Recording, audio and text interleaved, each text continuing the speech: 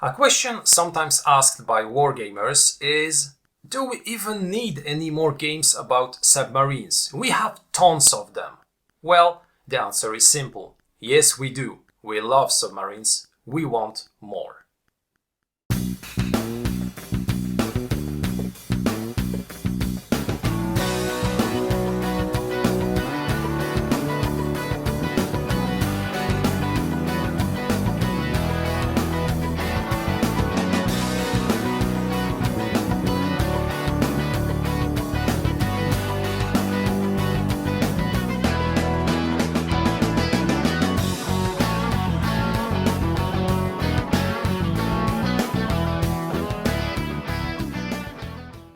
Hello, this is Michel Leviathan Sorbet and this is a new episode of Wojennik TV. Today, once again, we will travel to the Second World War and to the Atlantic Ocean, where we will be trying to sink the most possible number of enemy vessels. We will try also to improve the skills of our submarine crew, and we will try to survive through the entire war. So again, a game about submarines, again a game about World War II, but a very special one, and you will instantly see why in a few moments. This will be the review of a game called Type 7, published by 3D Art Lab. This is a game designed by Markus Geiger, and it is Markus who provided me this near final version of the game in order to present it to our viewers. This game was successfully funded on Kickstarter. The objective was to reach a final amount of 3,000 euros, so it wasn't extremely ambitious. But at the end, the campaign closed with more than 40,000 euros. So the game was a big success and it was backed nearly by 300 players. The game is, as I said a few moments ago, focused on the submarine war during the Second World War. So we will be incarnating the captain of a German submarine Type 7. We will be trying to sink the most possible number of Allied vessels. At the same time, we'll be trying also to improve both our crew and our ship. This is a game mainly for one player, but it is also possible to be played by two players. The time of play of one single mission will be about 90 minutes, but this is a game which shines in the campaign mode, and the campaign is stretched over several missions, so you can play it during several evenings. The minimum age of the player is 16 or higher. What is all that special in this game? Well, it is mostly made of wooden elements. So if we compare it to games in which we have tons of plastic, of other materials, it's quite unusual. Extremely unusual when we speak of war games. How this game looks, how this game works, I'll show you it in a few moments. At the end of this video, I'll give you also my final thoughts about this title and my final recommendation. So let's jump in and let's check how the elements of Type 7 look. Here is Type 7 in all its glory. Firstly, let's take a brief look at the elements that we will be using while playing this game. What deserves to be mentioned is that Type 7 is a game which is almost entirely composed of wood, and you have to assemble some of those elements in order to play.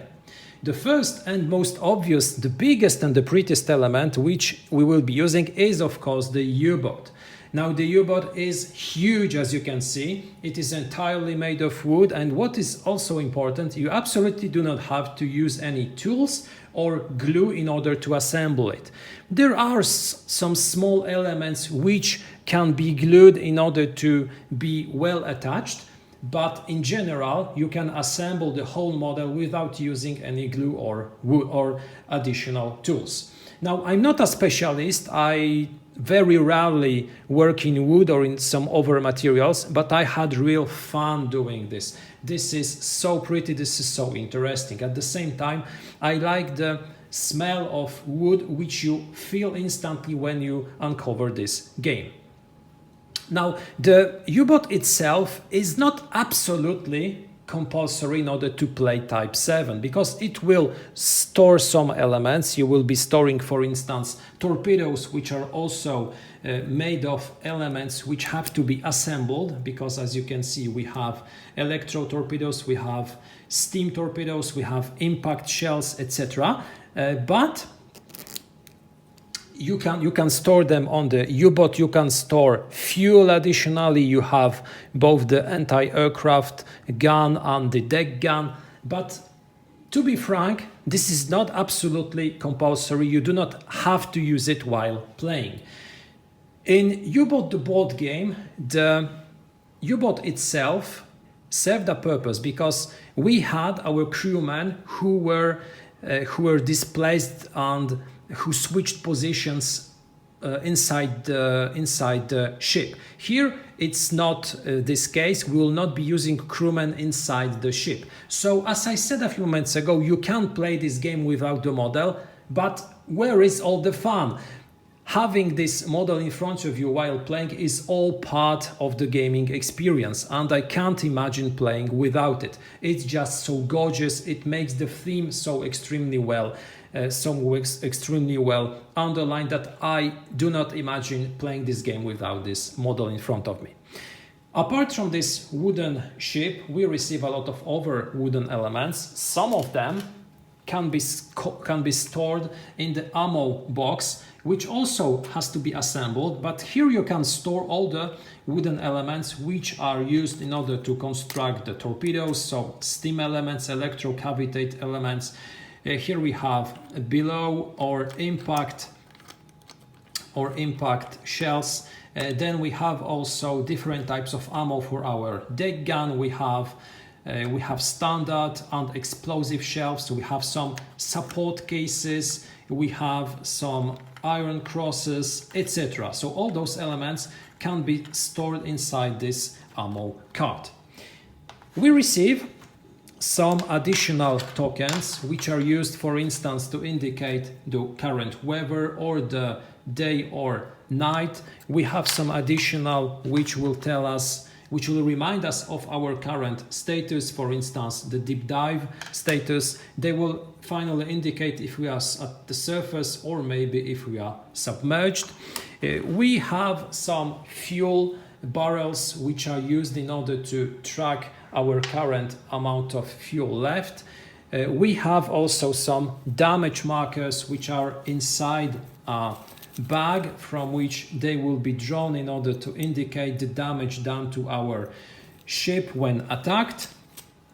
We will be using some dice, and finally we will be also using this board. Now this board is where all the action will be taking place. Our U-boat will be situated here when the big logo of Type 7 is present, so in Zone 0. But we have 4 different zones on which different targets, different ships will be located during the battle loop, during the combat loop.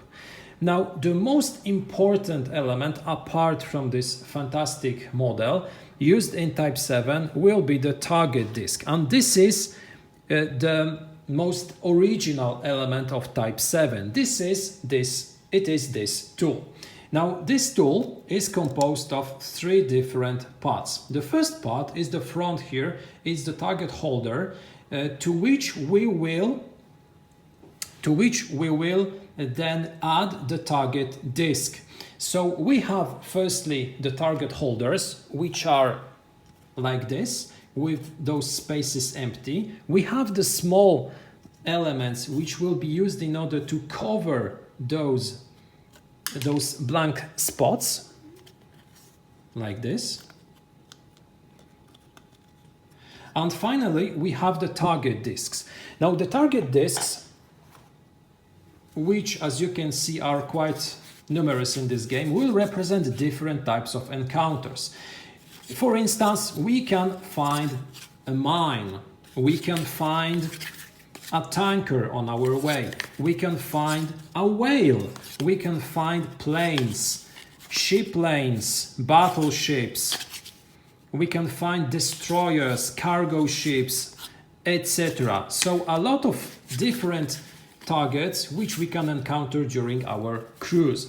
And those discs will be attached to the target holder on the back side of it here, and using this target disc will enable us then to simulate different reactions of those targets and different information. So this is a way to simulate the fog of war aspect in this game. I'll show you it in a few moments. Now, how a game of Type 7 looks. Firstly, what you want to do, what you want to prepare, is to choose your mission. Now we have several missions available. We can start by a mission set in 1939 or later, but it is advised to play them from the beginning, because in this game we will be also enhancing our boat and we will be gathering experience which can be used in order to upgrade our crewmen, because we have some crewmen on our board. So we have, for instance, the Sanitet Soldat, we have the Leitender Ingenieur, and each of them can be upgraded. They start the game as a green crew of level 1, but then using experience points we can upgrade them up to level 2 or even up to level 3. As you might suspect, each additional level grants us additional skills and enables us to do some interesting things during the game. During the game, we will be also able to upgrade our boat, because we start with a boat without any upgrades. But then, when we gather additional experience points, starting from 1941, we will be able to upgrade our boat, giving it some more stuff, giving it additional technological elements. And we can upgrade it up until 1946, adding, for instance, solid rockets. So this game can enable us to recreate the story of a Type 7 U-boat from 1939 up to 1946. So we can even play what-if scenarios during which we will face not only Allied opponents, but, well, I won't be telling anything about it. It's part of the story. Now, after choosing our mission, we take a look at the description, we take a look at our starting equipment. Each time we'll have information how many torpedoes we can load, how many shells for our deck gun we can take. We can store them in this deck gun holder, taking both standard as explosive as well as explosive shells on our board. Then we can also take a look at the objectives, so how we will gain points if we have to reach a certain objective, if we have a riding party on our board which will attack a target somewhere, or maybe if our main objective is just to sink enemy vessels. Now, each scenario shows you also the different zones through which we will be traveling. And when we start playing, we start at our shipyard, and moving to the next zone, as you can see, sometimes we can choose different paths, we can choose different directions. In more advanced scenarios, those trajectories will be even more complicated. We have to spend fuel. So in order to travel to a new zone, we discard one fuel barrel and we verify if in this zone we happen to run onto an enemy target. Now, to do so, we make a die roll and we compare the results to the table, indicating if we did have an encounter. As you can see, the probability depends on the type of zone passed, on the type of zone reached. If we run into an encounter, each time we'll have an information how many targets will appear on the board and what will be the potential pool of those targets. So for instance, in a cargo zone, we will get 3 targets, and those 3 targets will be randomly drawn from this pool, from a ghost disc, 2 cargo disc, a tanker and a destroyer disc. So when doing so, we should grab those 5 discs corresponding to the targets indicated in the table. We should then mix them and randomly draw the corresponding number, so in this case 3.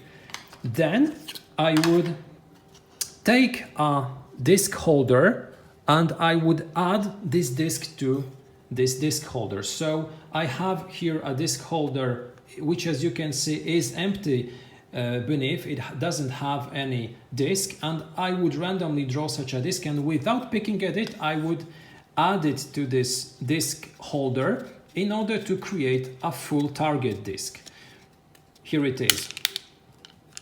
So as you can see here, some elements might be displaced. You have to do it carefully. I still do not have the experience in order to do it without any proper damage, but I haven't seen any obvious information. Now each of such disks has 3 different levels of alert, and we should make sure that at the beginning our disk is at the minimum level of alert, which is indicated in such a way. Here we have the alert level, and all the information about such a target are covered, so we do not know if this is a tanker, a destroyer or this is just a ghost, so a dummy target disk.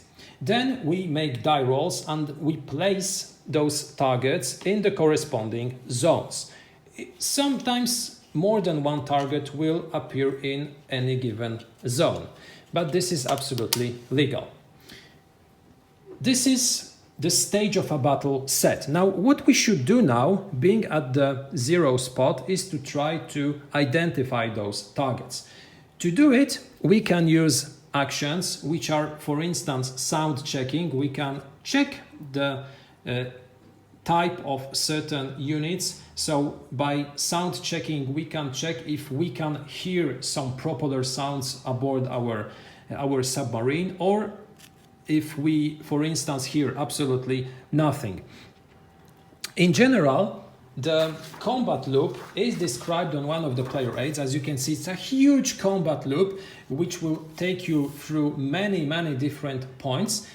The most important, or maybe one of the most important decisions to make, is if we do stay at the surface or if we want to be submerged, because this influences the palette of different options and it will also grant some modifiers when doing some actions. So after sound checking, we will be able to do some surface actions. We can check, we can call for an airstrike, or we can create a wolf pack. There are many different possibilities. We can also try to sight the targets. Now this is done also by a die roll. If we successfully sight a target, we can take a look at what it is, and here we can see that this is a ghost. This was just a dummy, so this disk would be instantly removed from the board because sighted dummies are removed. But if it is something else, this something else might be a potential target. Here we'll change the level of alert to 0 and we can verify that this is a tanker. So this would be a very interesting target if we wanted to attack it.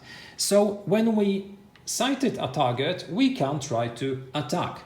We can declare against which target we are using what type of weapon. We can shoot with our torpedoes. We have 4 torpedoes available, loaded and ready to be used. We can also use our deck gun, of course, if we are surfaced. We verify the result of the attack by rolling a die for each weapon shot. We have to obtain a result equal or higher of the distance measured in zones where the target is located. There are some additional modifiers.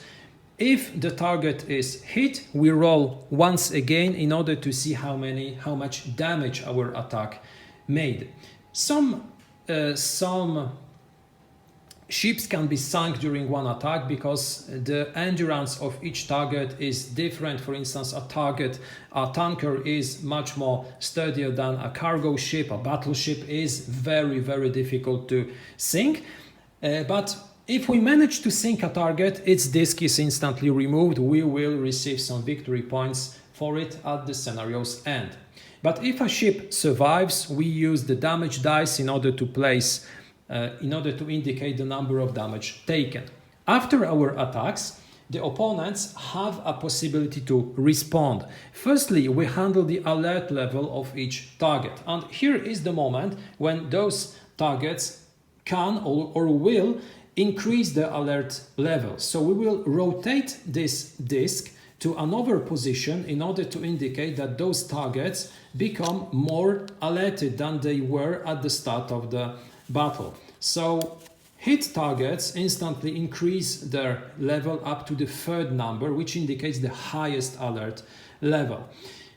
Such units will then react. Each time we will check the reaction which is at the bottom side of the target disk, corresponding to the zone where such a target is located. If a target is on the fourth zone, we will be using the third spot. Now, being in the third zone will, for instance here, make the target try to escape to the right. Because if targets disappear from the board, they are gone. We cannot pursue them. They are absolutely and permanently removed from the playing area. So we will not be able to sink them. Other targets, such as for instance destroyers, will not try to escape. They will try to engage us. As you see here, it will steam forward our U-boat, so moving up to 3 zones here into the zone where we are located. If, for instance, this destroyer, because it is a destroyer, so I suppose it is, starts its reaction phase in the same zone that we are located, it will unleash an attack, because if we uncover the R0, the response 0 option, you see a letter A. Now this means that we will be under attack. Here again, we will roll a die. The result will depend on the fact if we are at the surface or if we dived, if we maybe decided to keep silent underneath, or if we maybe deep dived somewhere to the bottom, and it will also depend on some other elements. Now if we are hit, we have to draw a number of damage tokens corresponding to the number of damage taken. It will indicate what type of element those damage will have impact on. So for instance, our radio can be broken, our torpedo tubes can be broken, our crew can be wounded, etc. Being attacked by a destroyer or a battleship means that we have to try to sink it or escape. We can escape it by lowering its alert level, because the alert levels in general will go higher if those targets are attacked or if they spot us, but they will go down if we keep silent, if we are somewhere underneath the surface, and if we do not attack. Then the alert level can be reduced, and when it is reduced, such a destroyer can leave the board to the left, meaning that we have managed to escape. If the combat is not resolved during one full loop, we return to the first part, where again we can try to sight targets, we can reload our weapons and unleash them on our opponents. Then the reactions will be resolved, potential attacks will be resolved, etc. After finishing such a battle, we will return to the strategical part of the board, where we will choose another adjacent zone, spending fuel, and we will try to eventually reach the destination of our journey and to return to the port of our departure, or to our port of objective. At the end of the scenario, if we manage to survive, we calculate the number of victory points which are accorded for each enemy vessel sunk, for additional objectives accomplished during the mission, and then we can spend those victory points in order to upgrade our crew members, maybe in order to upgrade our boat if the current year enables us to do so. Then we can play another mission. So this game is played the best when played as a campaign, starting our career somewhere early in 1939 and then upgrading our crew and writing our own story as a U-boat captain. And this is pretty it when it comes to the basic concepts of Type 7. Now I'd like to invite you to my final conclusion. I'd like to tell you what I liked in this game and what I also think are its a little weaker points. So let's jump now into the conclusion. Type 7 is an extremely interesting project, an extremely interesting title. This game is something which attracted my attention because it was a very original thing compared to other war games, compared to other projects on Kickstarter. And this because of several reasons. The first one, and pretty obvious, but which deserves to be a little bit more explained, is the fact that this is a game which is almost entirely made of wood. Now this is pretty uncommon when it comes to board games. Still, we have some board games which are entirely made of wood, but it is very unusual when it comes to war games. And Type 7 will be one of those exceptions. What I really like is the fact that this is a game with a huge quantity of elements and you do have to assemble all of them. So looking at all those sheets of wooden elements when you receive the box, you might be overwhelmed. But in fact, constructing your own U-boat, constructing all those torpedoes, fuel barrels, etc. is extremely easy. And this is one of the strongest points of this game. The first is it's quite original. The second is this is really easy and at the same time very pleasant to do. You smell the wood when you take care of those elements, and you have to construct them by your own using some manuals, using some information in the rulebook, which will be added to the game, of course. There are some tutorials telling you how to assemble your U-boat or other elements, but believe me, this is very easy. This is something which is easy not only for people who like to construct models, because this is a game which can interest such persons who like games or who like U-boat models. You can buy this game just to have this gorgeous U-boat model constructed entirely of wood. But even better, if you're a player, you can have additionally a fantastic game. And I'm not a person who really very often constructs things. I did some models in my childhood.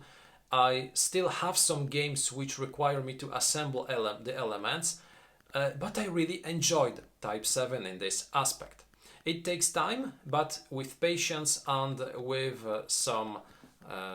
also the help of those tutorials, it's quite easy finally to assemble.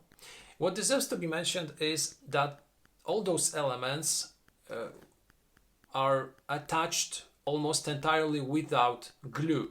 So you won't be needing any tools, you won't be needing glue in order to assemble both the U-boat as all the other components. Additionally, some of those components can be manipulated because, for instance, the torpedoes can be attached, then detached. You can change the type of torpedo that you attach to the tip. So this is a game not only which you construct, but which you can then remodel, remaster, and which you can use in different ways. So this is extremely intriguing. This is extremely interesting. The second thing, which I believe is a very strong point of this game, is its climate. Because, well, in submarine games, at most times, people are searching for this submarine climate. They want to find this feeling of being a captain of a submarine, trying to search for prey, then attacking and evading enemy counterattacks. And you do feel this, all of this in Type 7. This is a very well constructed game because the mechanics are very well associated with the theme. And you have this experience, you have this feeling of being a captain of a submarine during World War II. There are several elements which increase this climate. starting from the gorgeous components, which instantly make you think of World War II, passing through the mechanics, and ending by the mission descriptions, and by the climatic descriptions of those missions, and also by the way how the campaign evolves. Because again, one of the major positive aspects of this game is this campaign mode. Not only you can play a single mission, just putting the elements and starting playing, but you can relive the story, relive the history of a U-boat captain, starting in 1939 and ending even beyond World War II, as it historically ended in 1945, playing scenarios set in 1946. Additionally, with each mission, you will gather experience that you will be able to spend enhancing the capabilities of your crew, acquiring new technologies, developing new U-boat types. So this is a game which shines in this campaign mode, in which you will feel the evolution both of your technology of your crew as also of the countermeasures used by your opponents. Additionally, in those missions you'll have specific goals, specific objectives found only in this mission. So sometimes you will have to transport something, sometimes you will have to chase for a very specific ship, sometimes you will have to bring a group of commandos somewhere in order to make sabotage missions. So those missions are very diverse, are very different one from another.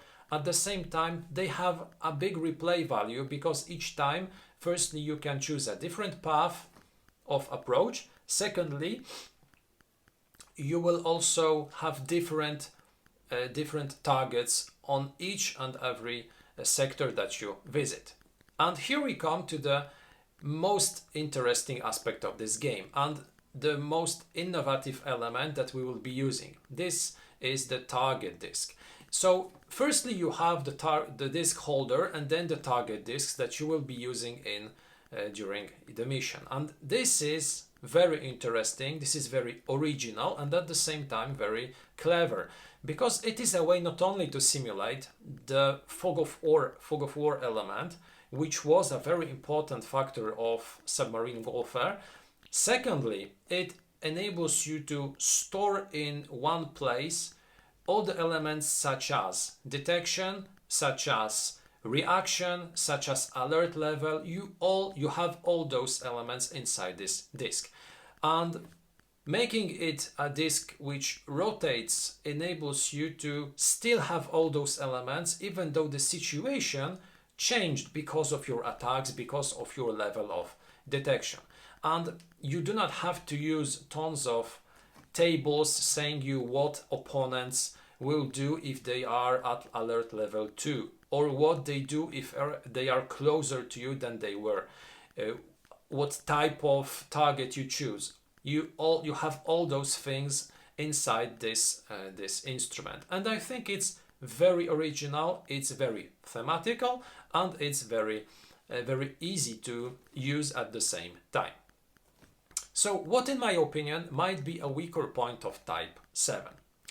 Firstly, I'd say that even though this is a very climatic game, this is a game in which you will feel this theme of submarine warfare, there are some elements which could further enhance your playing experience if they were included inside the game. Firstly, I'd say that would be a great idea to include, for instance, to include crew sheets on which you could write the names of your crew. Because if you can upgrade the quality, the experience of your crewmen, for instance, to level 2-3, why not give them a name at the start?